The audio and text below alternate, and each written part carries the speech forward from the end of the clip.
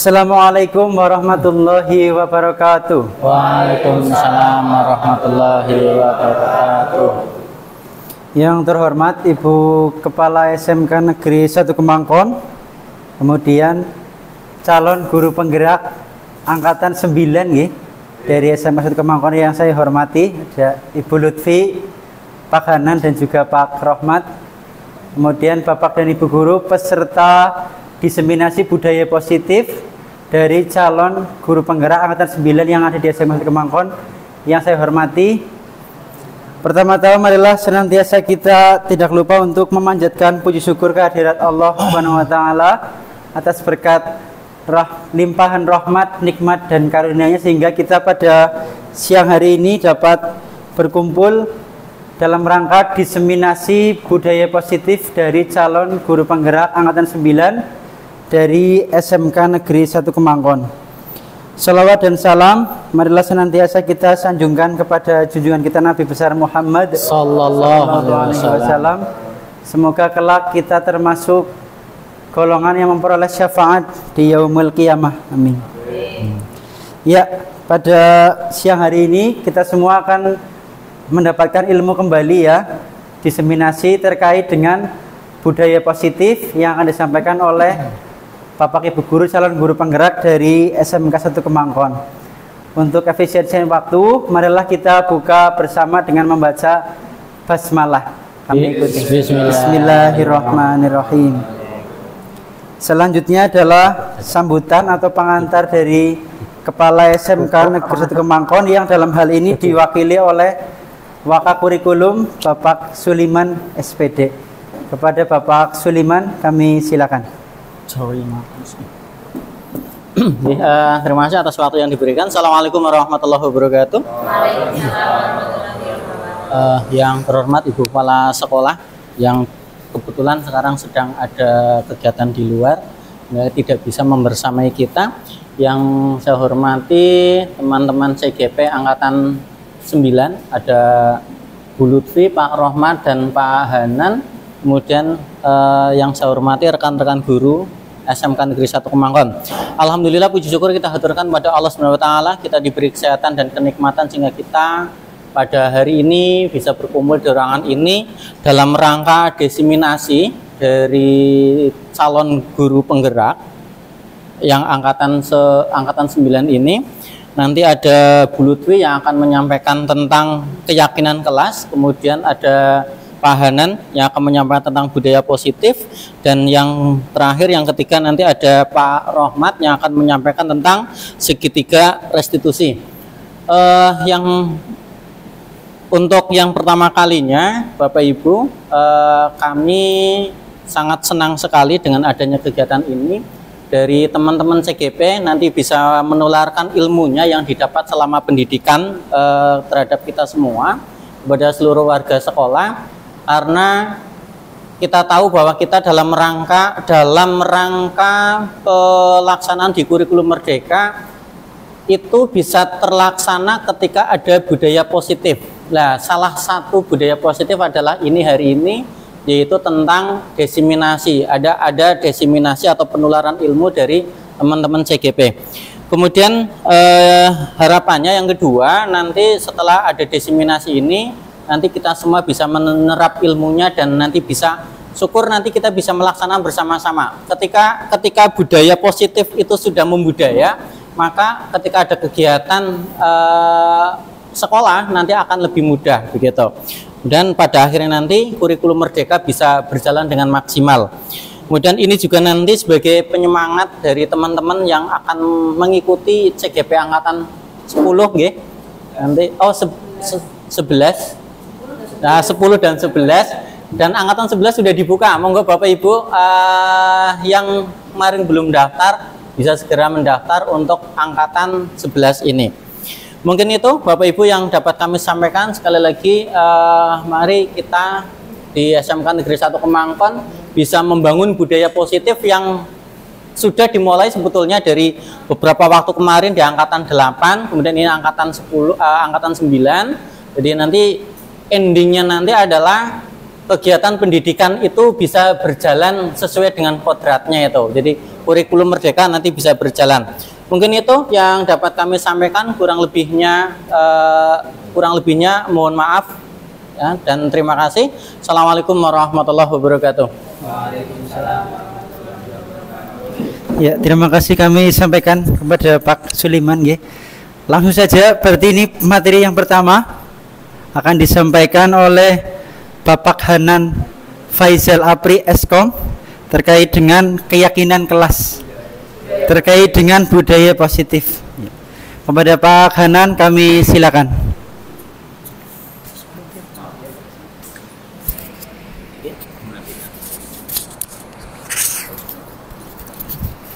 Ambakan multiple.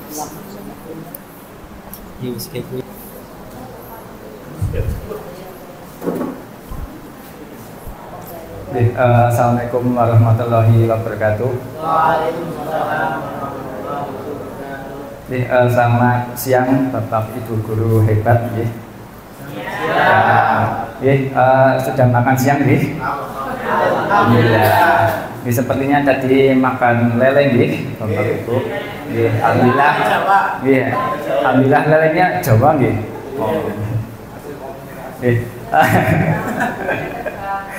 Untung saja bukan lele Jawa, untung lele Dumbo kayaknya itu sih tadi. Sebelumnya marilah kita panjatkan puja dan puji syukur kehadirat Allah Subhanahu wa taala yang telah melimpahkan segala nikmatnya sehingga kita bisa berkumpul pada hari ini tanpa kurang suatu apapun.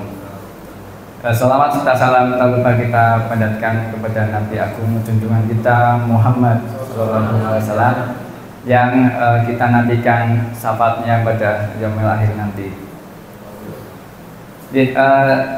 Sebelumnya terima kasih atas waktunya. Perkenalkan saya sendiri. Perkenalkan nama saya Hanan Faizal Apri. Saya CGP angkatan 9. Alhamdulillah ya sudah. Ya ini foto saya nggak ganteng banget ini ya.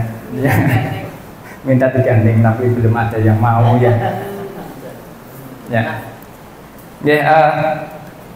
Bapak Ibu, hari ini saya akan berbagi ilmu dari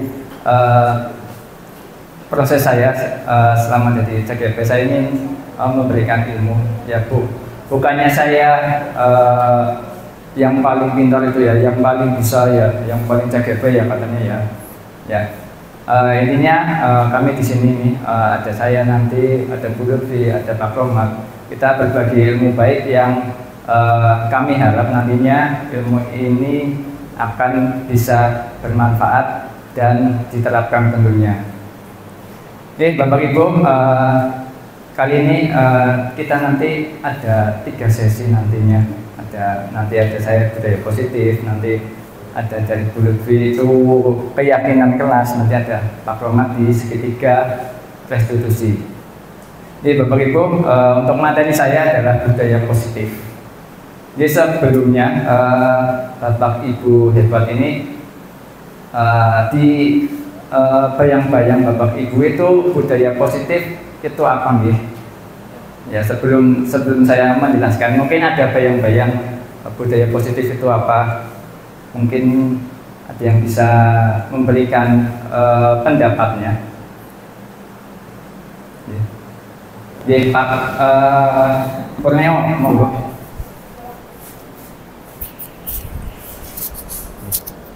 Tanpa mic lah ya. Ya, tanpa mic. Oke, untuk budaya positif itu menurut saya yang jelas dia tidak negatif. Contohnya kita saling bertegur sapa ya, antar siswa maupun sesama guru. Terutama kita sesama guru dulu untuk mencontohkan pada siswa gitu. Ya, tegur sapa, terus berjabat tangan. Ini yang sederhananya nggih. Kemudian dengan yang lebih usianya lebih lebih tinggi, lebih sepuh seperti itu ataupun lebih tua dari kita ya harus ada unggah-ungguh seperti itu. Itu yang menurut saya untuk mendorong biar anak belajar yang positif begitu. Terima kasih, tepuk tangan untuk Pak Puryo. Menurut Pak Puryo, budaya positif itu lebih ke unggah-ungguh ya, unggah-ungguh antara yang muda dengan yang tua ataupun ya sebaliknya lah, saling menghormati lah intinya dalam budaya positif tersebut. Ya, terima kasih untuk pandangannya Pak Puryo. Mungkin ada yang mau memberikan satu pandangan lagi. Pak Wanto. Iya. Yuk, monggo Pak Wanto. Enggak apa-apa. Nah, itu ya. Mungkin dia. Bisa live aja lah. Ini pegang saja nggak apa-apa Pak Wanto? Oh iya, iya. Oh iya. Assalamualaikum warahmatullahi wabarakatuh. Waalaikumsalam warahmatullahi wabarakatuh. Kalau menurut saya, ini kan pendapat saya ya. Oke, kalau budaya positif itu apa yang kita lakukan setiap hari, hal yang membuat kita itu tidak berpikir negatif intinya lah, entah itu dari perbuatan, kata-kata, tingkah laku dan sebagainya. Seperti itu kalau menurut pendapat saya. Terima kasih, tepuk tangan Pak Wanto. Nanti jadi CGP. Jadi berbarengan ini sama Pak Yasat kan kolaborasi bagus sekali. Besok daftar ya pokoknya. Ya kita tunggu pokoknya, tenang saja. Ya terima kasih untuk Pak Wanto atas pandangannya. Pak Wanto berpandangan budaya positif itu tentang cara berpikir yang positif ya Pak Wanto, yang enggak ada aneh-aneh, enggak ada yang negatif lah. Ya itu untuk pandangan dari Pak Wanto. Ya, terima kasih untuk Pak Puryo dan Pak Wanto. Ya,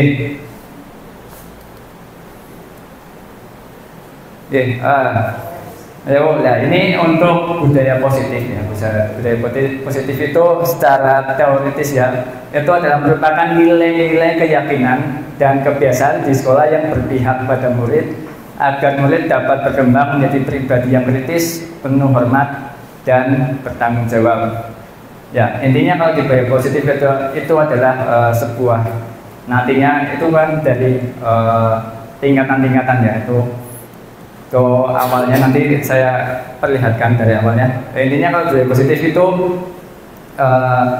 muncul dari ya kebiasaan-kebiasaan dari anak yang mulai dari nanti dari keyakinan kelas, dan itu meningkat sampai ke budaya, sudah sampai membudaya.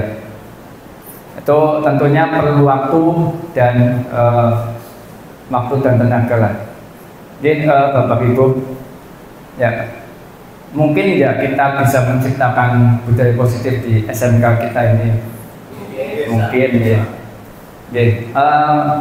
Menurut pandangan saya, karena aset kita kayak kemarin kita jelaskan ya, aset kita itu memang luar biasa ya, walaupun kita SMK kecil ya, SMA kecil, tapi di sisi itu walaupun kita kecil malah jadi itu sebuah daya tambah ya, daya yang tambahnya itu kita mumpung masih kecil, masih siswanya itu belum beratus-ratus ribuan itu ya, itu menurut saya masih bisa kita ciptakan budaya itu ya.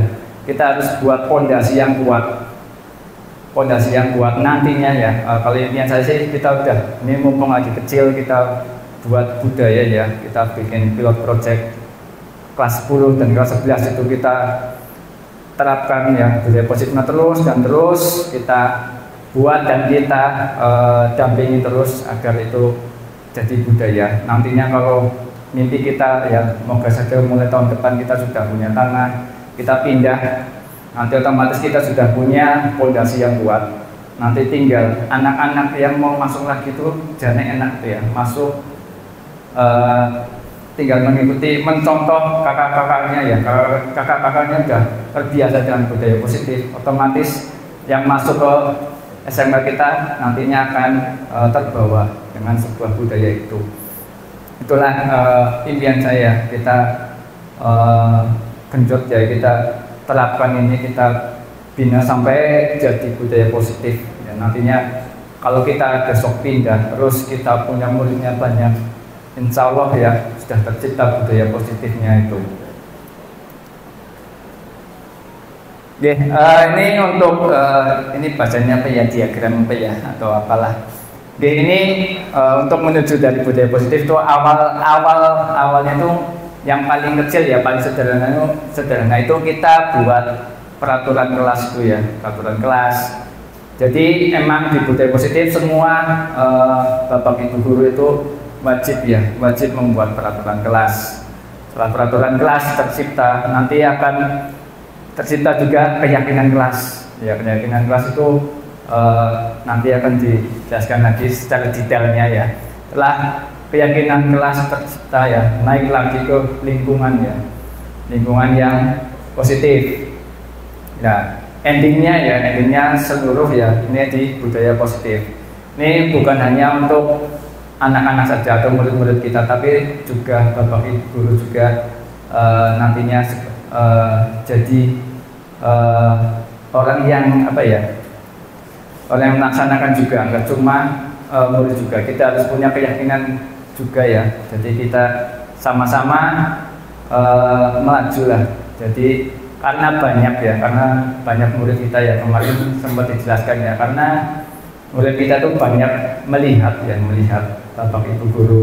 Ya, namanya guru itu kan digugulan, ditiru ya. Otomatis apa yang kita lakukan, apa yang kita kerjakan itu nanti akan dicontoh ya. Seperti simpelnya mungkin tentang keberangkatan kita sering ngomong ke anak, jangan telat ya, jangan sampai telat apel, jangan salah apa, tapi gurunya datangnya telat, itu kan kurang baik lah. Jadi dilihat anak, loh itu dari Pak Guru, itu Bu Guru kayak gitu ya. Seperti mungkin atau baju atau apa itu, kalau yang terlihat itu mesti anak akan biasanya ngomong lah, membandingkan ya, jadi Pak itu ya, jadi Pak ini ya, kayak gitu. Ya kita memang itu dimulai dari diri sendiri dulu.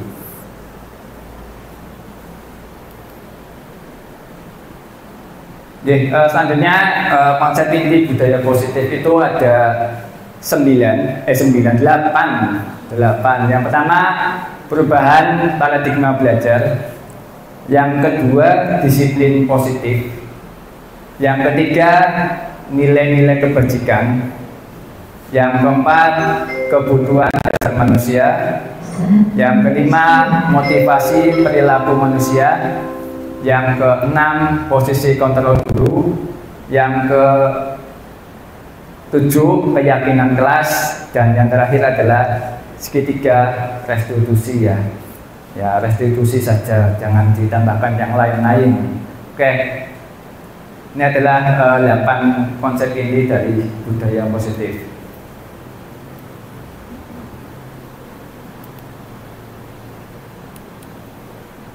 Ini gambarnya jadi hilang. Oh ya, ini mohon maaf ada sebenarnya ada gambarnya di sana. Oke, perubahan paradigma pembelajaran dengan paradigma baru merupakan pembelajaran yang dirancang berdasarkan prinsip pembelajaran berdiferensiasi, sehingga para peserta didik belajar sesuai kebutuhannya berdasarkan tahap perkembangan sesuai teori psikologi modern untuk mewujudkan profil pelajar Pancasila. Ya sebenarnya yang di sebelah sini adalah gambar profil pelajar Pancasila. Itu kan ada 6 nih. Yang pertama itu yang berakhlak mulia ya, kalau nggak salah itu berakhlak mulia, mandiri ya, bernalar kritis, berkebinekaan global, gotong royong, dan terakhir kreatif ya. Itu ada 6 untuk dimensi dari profil pelajar Pancasila. Dalam perubahan paradigma pembelajaran ya, otomatis kita harus menyesuaikan karena kita sudah masuk ke Merdeka Belajar ya, kita sudah masuk ke kurikulum Merdeka. Jadi ya sebagai guru kita harus mengikuti zaman ya, mengikuti zaman, nggak ya mungkin Bapak Ibu berpikiran dengan konsep yang dulu ya, konsep yang dulu dengan konsep yang sekarang otomatis akan berbeda. Dan apa ya, anak zaman sekarang itu berbeda lah intinya dengan anak zaman dulu, karena mungkin kalau dibilang anak zaman sekarang itu generasi Z apa ya, generasi Z itu yang ya bahasanya enggak beda lah sama kita yang dulu ya. Kita dulu biasa mungkin bahasanya diomelin, digebuk gitu ya, sampai dipukul itu ya. Anak zaman dulu ya biasa saja ya, kita malah senang, malah buat bercandaan ya. Beda dengan anak sekarang yang mungkin baru malah dipegang atau dimarahi itu ya langsung lapor orang tuanya nggak terima, kita akhirnya dipolisikan, itu kan sangat berbeda zaman sekarang dengan zaman yang dulu ya. Jadi Bapak Ibu harus aktif dan harus mau belajar untuk paradigma pembelajaran. Selanjutnya yang kedua adalah disiplin positif. Disiplin positif adalah cara menerapkan sikap disiplin yang bertujuan untuk menumbuhkan kesadaran serta memberdayakan anak mandiri, melakukan tanpa iming-iming hukuman, sogokan, ancaman maupun hadiah. Jadi pada disiplin positif ini saling terkait ya. Nanti disiplin positif itu kita menumbuhkan atau menyadarkan anak itu untuk berbuat baik itu tanpa sebuah iming-iming, entah sebuah iming-iming hadiah ya, terus atau takut dengan hukumannya. Jadi disiplin positif itu lebih menyadarkan anak untuk ya mereka kudu sadar kalau mereka melakukan ini tidak baik, mereka melakukan ini merugikan teman, itu disiplin positif. Jadi tugas kita itu seperti itu, kita membuat anak itu tersadar ya. Itu kalau ditanya berapa lama ya, itu adalah waktu proses ya, harus berkelanjutan juga, terus menerus kita lakukan ya sampai tercipta nantinya budaya positif. Nah, kalau sudah sampai tercipta budaya positif itu udah otomatis anak sudah otomatis tersadar, dan mungkin nanti hampir pelanggaran itu mungkin bisa sangat kecil dalam kalau sudah tercipta budaya positif, karena anak-anak sudah tersadar, karena sadar kalau mereka melakukan ini salah dan itu tidak baik. Itu jadi nantinya kalau sudah tercipta mungkin di pelanggaran akan sangat kecil dan mungkin hampir tidak ada.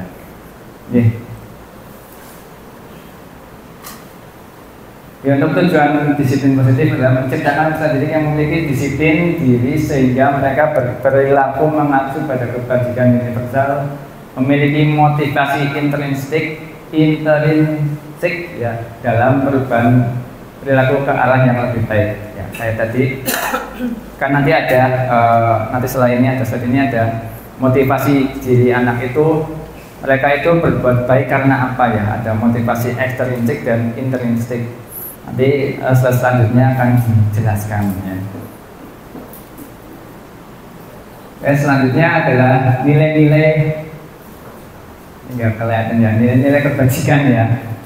Ya, untuk nilai-nilai kebajikan institusi atau organisasi itu ada dari profil pelajar Pancasila dan keterampilan hidup. Untuk profil pelajar Pancasila itu tadi ya, nilainya ada beriman dan bertakwa kepada Tuhan Yang Maha Esa dan berakhlak mulia ya. Terus berkebinekaan global, gotong royong, mandiri, kreatif dan bernalar kritis. Dan selanjutnya ada keterampilan hidup atau life skill, itu yang pertama dapat dipercaya, lurus hati, pendengar yang aktif, tidak merendahkan orang lain, dan memberikan yang terbaik dari diri.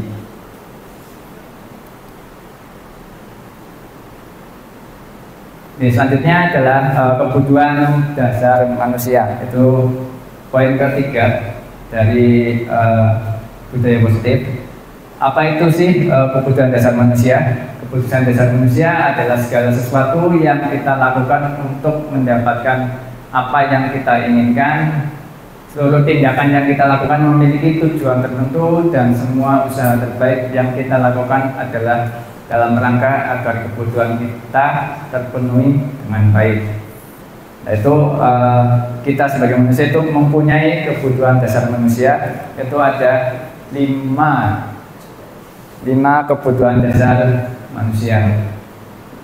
Nah, yang pertama itu bertahan hidup. Nah, bertahan hidup itu contohnya ada makanan, pakaian, tempat tinggal, keamanan, dan kesehatan. Itu kebutuhan pokok ya. Kebutuhan bertahan itu kita makanan, pakaian, tempat tinggal ya, sandang papan pangan itu ya, keamanan, kesehatan ya. Terus yang kedua kasih sayang dan rasa diterima, yaitu rasa diterima, dipedulikan, berbagi, dan kerjasama. Ya, terus selanjutnya ada penguasaan, itu ada harga diri, diakui, memimpin dan berprestasi. Ya, selanjutnya ada kebebasan, itu ada mandiri, memiliki pilihan, mencoba hal baru. Dan yang kelima ada kesenangan, itu ada bermain, humor, antusiasme, lalu tertawa ya, intinya yang ya, biasa kita ya, kalau anak-anak juga seperti ini, bermain, humor, antusiasme, dan tertawa.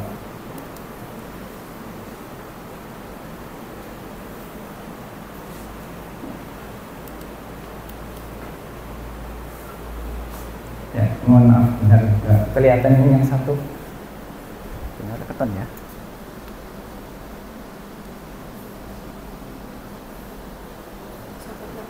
Apa?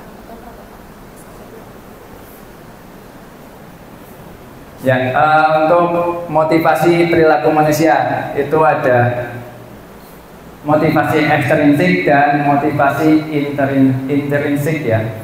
Yang pertama itu motivasi ekstrinsik. Nah, itu biasanya anak itu kadang apa ya, motivasi dia tidak melanggar atau apa itu ada yang untuk menghindari hukuman ya, dia berbuat baik itu karena untuk menghindari hukuman. Kalau selanjutnya itu mungkin dia berlaku baik itu untuk mendapatkan imbalan atau penghargaan. Sedangkan untuk motivasi intrinsik itu lebih anak itu tersadar kalau ya berbaik itu memang bukan apa ya, bukan karena takut, bukan karena ingin mendapat sesuatu, tapi lebih ke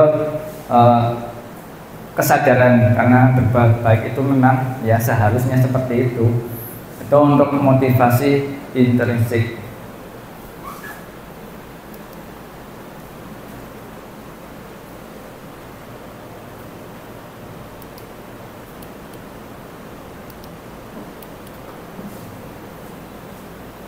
Ya, mohon maaf.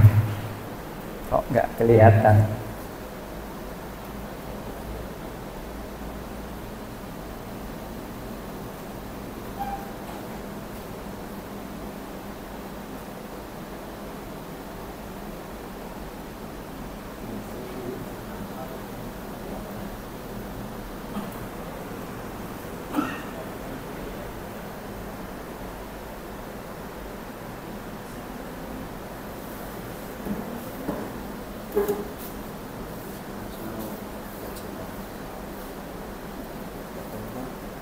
Ya, enggak kelihatan ini.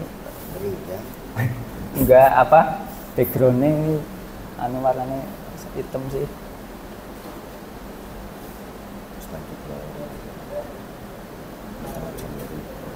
Ya.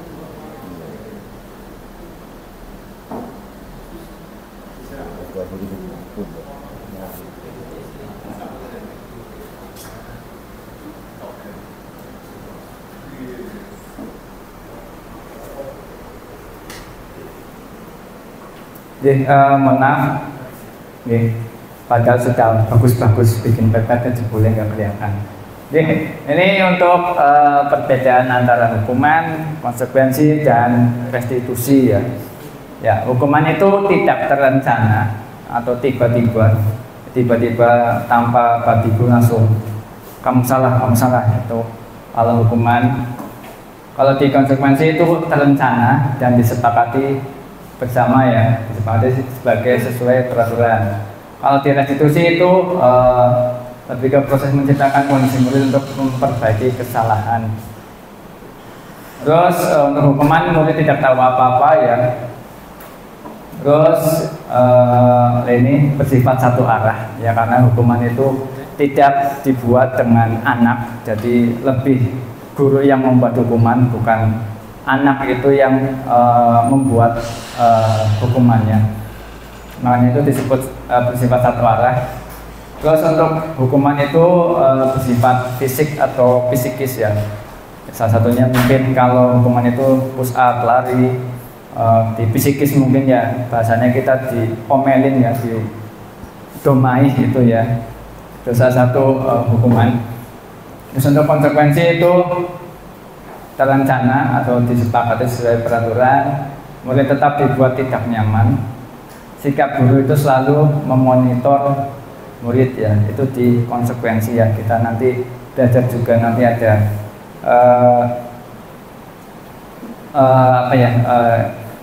untuk apa sih ini, posisi kontrol guru ya.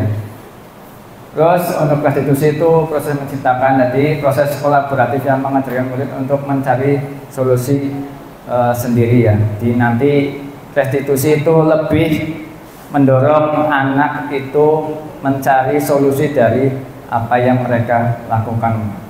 Misal kamu melakukan apa, konsekuensinya, solusinya gimana, itu nanti detailnya lagi akan dijelaskan lagi.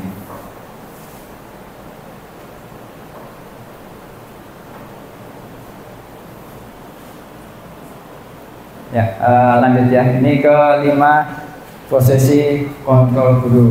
Yang pertama ada penghukum, yang kedua ada pembuat merasa bersalah, yang ketiga ada teman, yang keempat ada pemantau, dan yang kelima ada manajer ya. Ya ini sebelum Bapak Ibu mengetahui ya apa sih kita kemarin yang kita lakukan itu, kita sebagai apa sih? Ini kita belajar bareng-bareng. Apa itu penghukum, apa itu pembuat merasa bersalah, dan teman, dan sebagai pemantau dan manajer ya. Ya, mohon maaf nggak kelihatan banget ya. Ya, untuk yang pertama ada penghukum ya. Penghukum itu adalah seorang yang menghukum, bisa menggunakan hukuman fisik maupun verbal. Orang-orang yang menjalankan posisi penghukum senantiasa mengatakan bahwa sekolah memerlukan sistem atau alat yang dapat menekan murid-murid lebih dalam lagi. Ini contoh kata-kata dari penghukum itu lari keliling lapangan itu ya, langsung tambah babibu ya, cuma tahu kamu telat lari gitu ya. Biasanya seperti itu, jadi tidak tanya dulu kamu telat kenapa, itu enggak, nanti langsung kamu salah, kamu lari, kamu ini. Biasanya penghukum seperti itu.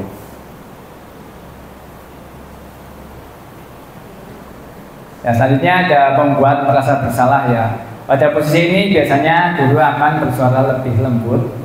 Pembuat rasa bersalah akan menggunakan keheningan untuk membuat orang lain merasa tidak nyaman, bersalah atau rendah diri.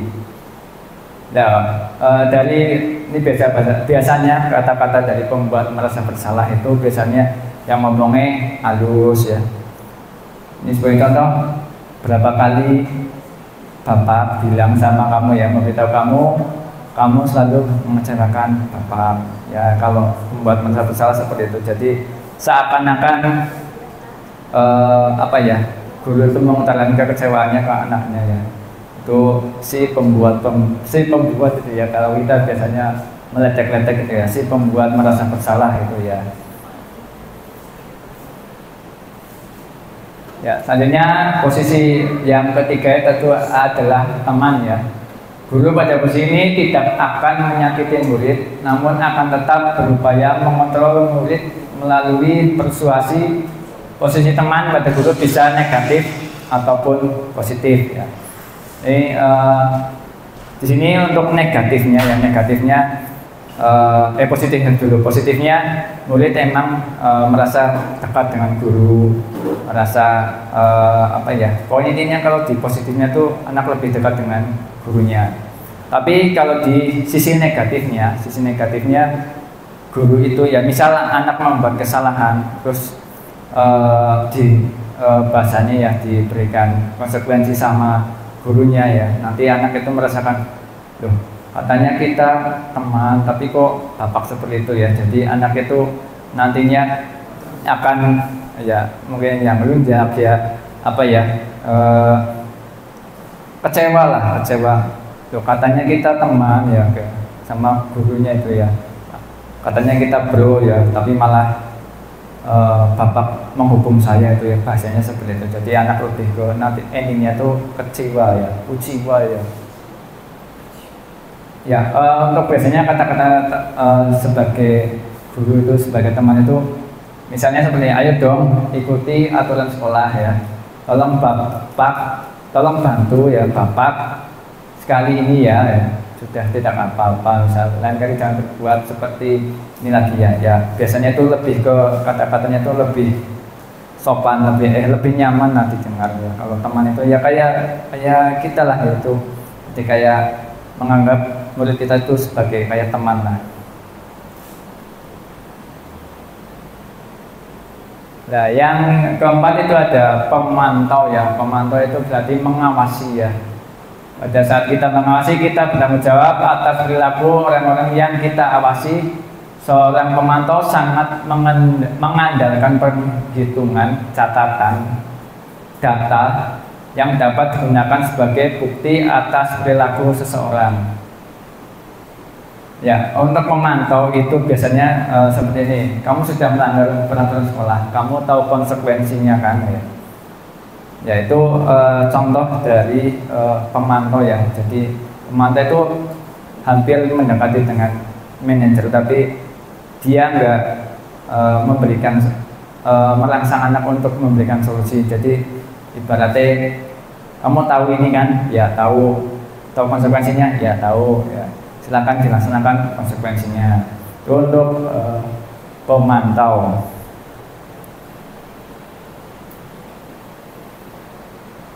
Ya, selanjutnya lah ini posisi sebagai manajer ya. Ya, posisi ini guru berbuat sesuatu bersama dengan murid, mempersilahkan murid mempertanggungjawabkan perilakunya, mendukung murid agar dapat menemukan solusi atau permasalahan sendiri. Seorang manajer telah memiliki keterampilan di posisi teman maupun pemantau, dan dengan demikian bisa jadi dalam waktu tertentu kembali kepada kedua posisi tersebut jika diperlukan. Ya, ini iklan dulu ya, nyanyi. Ya, kalau di manajer itu biasanya ya seperti ini. Apakah kamu tahu kesalahanmu? Ya, misal nanti ya ini menyambung dengan nanti restitusi ya. Sebagai manajer itu biasanya digali terus itunya anaknya ya. Apakah kamu tahu kesalahanmu ya? Terus kira-kira bagaimana solusi dari kesalahanmu nanti ya? Itu salah satu posisi di sebagai manajer ya. Bapak Ibu ya, ini dari tadi sudah ada 5 posisi kontrol guru ya. Mungkin secara tidak sadar mungkin Bapak Ibu merasa di posisi apa sih? Tadi kan ada 5. Kira-kira selama ini sudah di posisi apa, atau sekarang saya lagi di posisi apa itu ya? Ya monggo, mungkin dari siapa ya? Mungkin Pak Gilang itu gimana Pak Gilang? Di posisi apa? Kalau saya teman apa ya? Malah kadang saya tidak berwibawa di depan murid. Seringnya. Jadi, Pak Gilang itu lebih ke posisi teman ya Pak Gilang ya. Jadi apa ya? Ya karena katanya tidak berwibawa jadi teman saja gitu. Ya nggak apa-apa ya, karena ini untuk menjadi ya. Kalau itu memang kita harus jadi bukan harus sih. Kita latihan nantinya sedikit demi sedikit menjadi seorang manajer ya. Itu tentu butuh proses dan latihan ya, karena tidak semata-mata langsung menjadi manajer langsung latihannya. Kita tetap punya proses, punya progres ya. Yang penting kita mau mencobanya.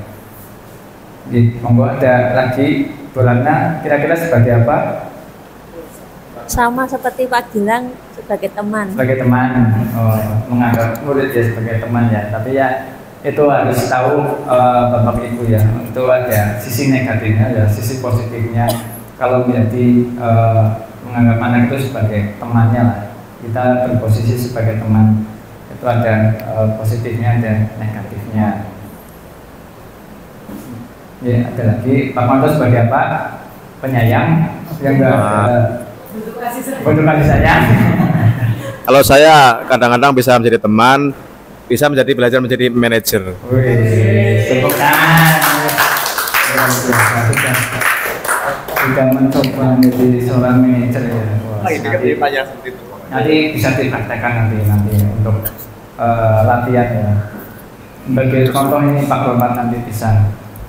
Ya, ada lagi, muter lagi, yang kembali lagi.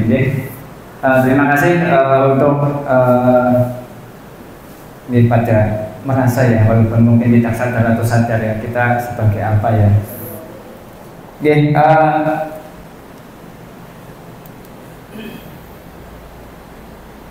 Ini saya pengen tebak-tebakan ya, apakah di posisi kontrol apakah aku ya, ini kalau kata-kata seperti ini kira-kira di posisi apa ini? Gimana coba kalau orang tua kamu tahu kamu berbuat begini, itu kira-kira apa? Pembuat rasa bersalah mungkin. Ya, pembuat merasa bersalah. Pak Gilang, Pak Suliman, pembuat merasa bersalah. Bu Danan, Bu Ita, sama semua. Ya, kira-kira apa yang membuat itu sebagai dari kata apa mungkin jadi pembuat merasa bersalah itu apa? Bu Danan apa?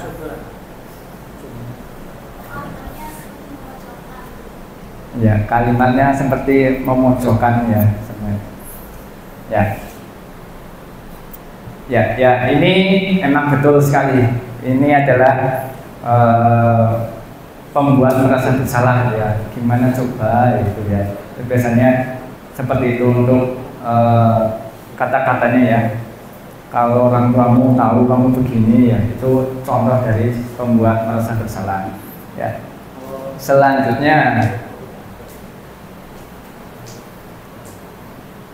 ya, apa rencanamu untuk menyelesaikan masalah ini? Monggo, Pak Manto apa?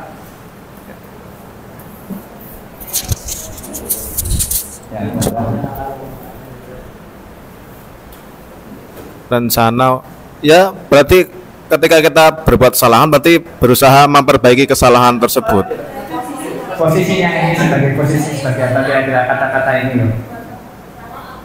Ada pembuat merasa bersalah, penghukum, manajer, teman, apalagi pemantau satu lagi itu ada. Ini kalau ini berarti sebagai manajer, karena apa rencanamu untuk menyelesaikan masalah ini? Oh iya. Sebagai manajer. Kalau untuk anak berarti kan anak kita baik sama anak berarti itu. Tapi hebat ini Pak. Mungkin ada yang berpandangan lain? Ya, jadi Sama tapernya apa kira-kira sama? kalau ini saya agak berbeda saja lah ya. Ya. Kalau ini kita lebih mendukung, maksudnya dia punya rencana gitu loh. Rencanamu apa sih? Ya, ya siapa tuh saya bisa bantu kayak gitu kan. Nah, kita teman bisa masuk terus sebagai pendukung tadi ya. Ada merasa membuat kalau ini no, tidak. Berarti yang lain dari pembuat rasa bersalah itu ya. Bisa jadi teman atau teman, apa tadi, selain teman apa tadi? penghukum ada, Iya. pemantau ada. Pemantau maksudnya ya. Oke. Ya Oke, itu. terima kasih Pak Purnyo ya. Untuk ya menurut Pak Purnyo ini percakapan ini atau pertanyaan ini lebih ke teman ya, nggak apa-apa. Jadi untuk pertanyaan ini ya, untuk pertanyaan ini itu adalah sebagai seorang manajer ya. Kalau di manajer itu kan lebih mendorong anak itu untuk mencari solusi apa yang mereka lakukan itu ya. Jadi solusinya apa untuk memperbaiki itu ya. Misal anak berantem ya, itu cari dia mau memberi solusi apa. Kita dorong untuk anak itu ngomong, bukan kita kamu harus minta maaf ya, bukan seperti itu, tapi anak suruh ngomong bagaimana solusinya ya.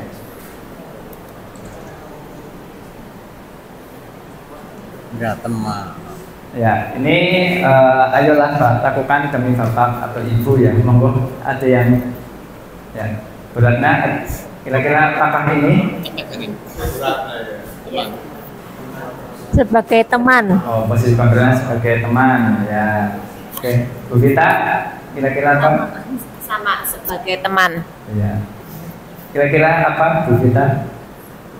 Karena kata-kata ayolah itu kan seperti kayak ke temannya sendiri mengajak kayak gitu. Oh, ya, terima kasih, luar biasa. Iya, mau cek DP ya. Oh, jadi sekolah penggerak itu keren ya.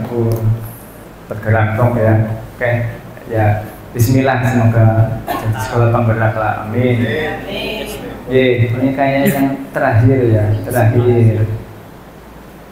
Nah ini patuhi aturan saya atau awas ya. Kira-kira apa Pak Gilang? Penghukum. Ada lagi yang berpandangan beda?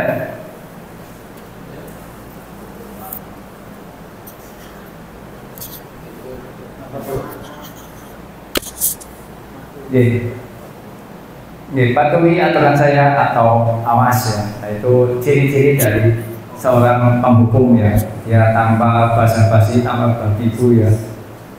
Tanpa begitu langsung dihukum. Itu si penghukum. Kita kan biasa bercandanya si paling penghukum, si CGP ya, si paling ganteng ya. Oke, mungkin dari saya itu nih untuk budaya positifnya. Setelah itu mungkin ini ada pertanyaan nih untuk dari Bapak Ibu nih sebelum saya tutup. Mungkin ada yang mau ditanyakan atau akan memberikan pendapat. Monggo. Ya silakan Bapak Ibu, ada yang memberikan pertanyaan atau pendapatnya boleh. Pak Edi, ya monggo Pak Edi. Bertanya. Itu kan tadi ada yang sebagai penghukum sampai jadi manajer. Nah sebaiknya guru itu posisinya yang mana untuk biar ngajari aman, anak juga mengikuti aturan, tujuan sekolah tercapai. Terima kasih. Terima kasih Pak Edi atas pertanyaannya. Di posisi apakah yang terbaik ya kalau kita ingin mencapai tujuan sekolah atau nyampe ke visi misi kita ya, visi kita ya.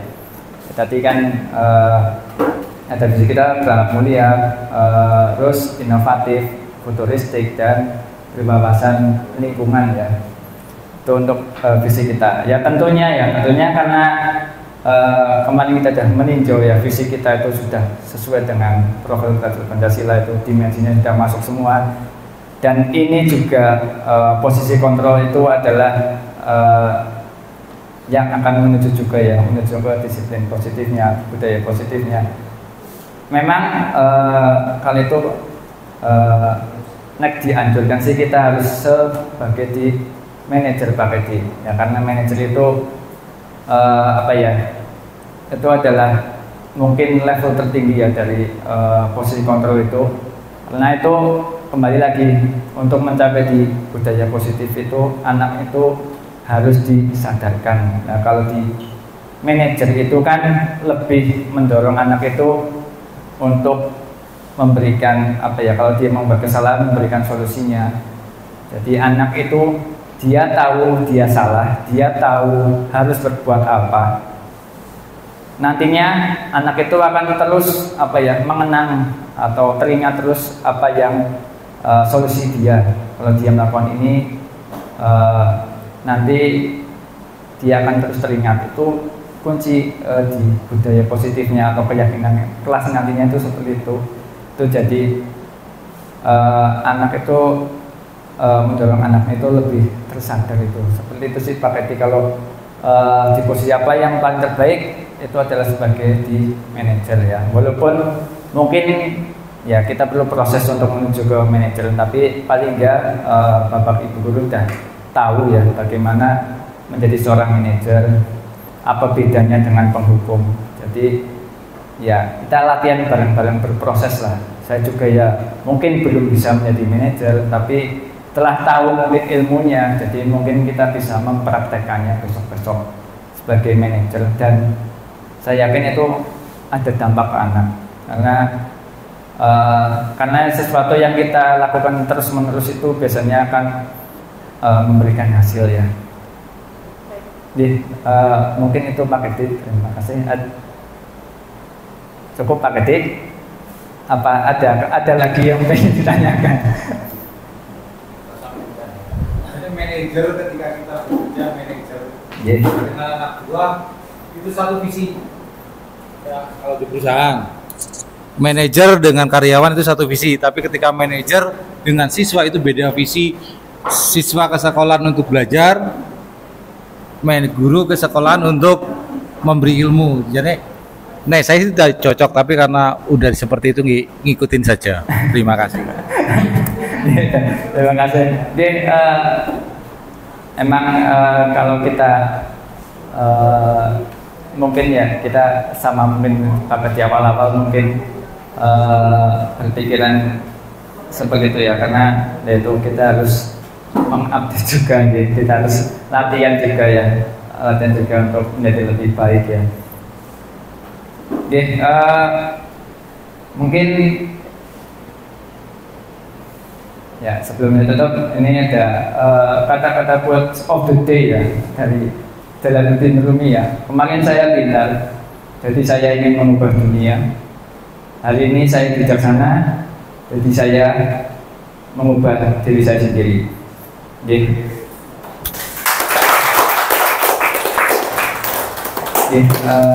Dari kata-katanya Jalaluddin Rumi memang mengena ya, karena sebelum kita mengubah dunia ya, kita ubah diri kita sendiri.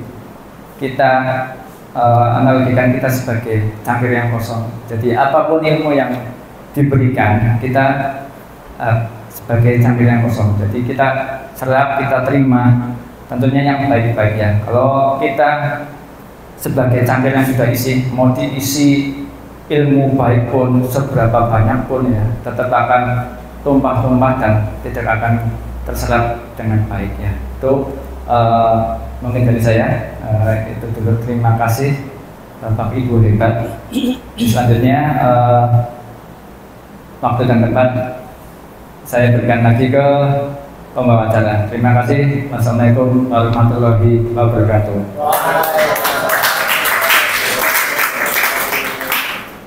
Ya, terima kasih Pak Hanan atas tadi paparan materi terkait dengan disiplin positif ya. Semoga dapat menambah budaya positif ya, terkait dengan budaya positif. Semoga ini dapat kita terapkan perlahan begitu bertahap di SMK 1 Kemangkon.